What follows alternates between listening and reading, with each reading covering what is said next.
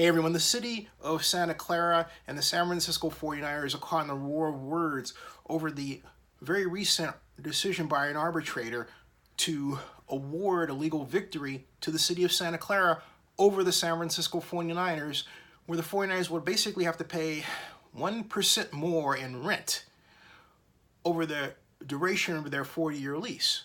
Now, the 49ers sought a rent reduction, and a reduction that would have caused them to pay $20 million. Right now they're at about $24 million, but they lost.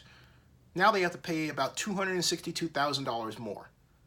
Instead of accepting the defeat, the 49ers, led by their vice president of public relations, decided to insult Lisa Gilmore, the mayor of Santa Clara.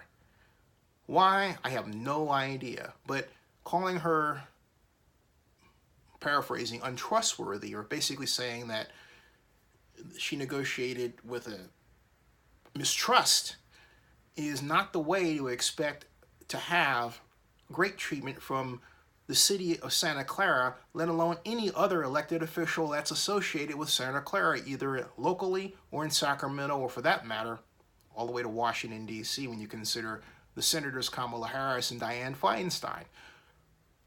The 49ers, and Jed York knows this better than I do, must understand the importance of having top-notch relationships with elected officials. That's the only way they're going to be able to achieve everything that they seek to do. Then the 49ers must, and the NFL as a whole, which really does get this, must go back to the way the NFL was during the Pete Rozelle and the Paul Tagliabue era, where they niced you to death. They were respectful of elected officials, mindful of how even the slightest change in laws might impact their businesses. They weren't so quick to argue with elected officials. Now, the 49ers seemingly are adopting kind of a Raiders approach, but I digress. And then, of course, there's this attack on Sam Singer. Sam, who, in full disclosure, was a friend of mine, was the target of the 49ers, and they're blaming Sam.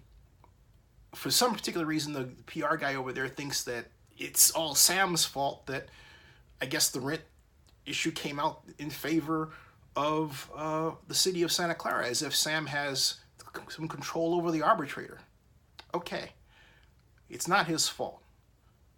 The simple fact of the matter is that the 49ers have a situation where the rent was too high. They did not properly negotiate or treat the mayor of Santa Clara or any of the officials involved with the respect and the coddling due to get what they wanted. Indeed, the 49ers came out really right out of the gate. This has been a bad marriage, as one publication described it back in 2016. But the 49ers didn't do anything to make the marriage go from bad to awesome. And now, even though it's just 1% more, they're paying for it. Stay tuned and please subscribe to Zenny62 on YouTube.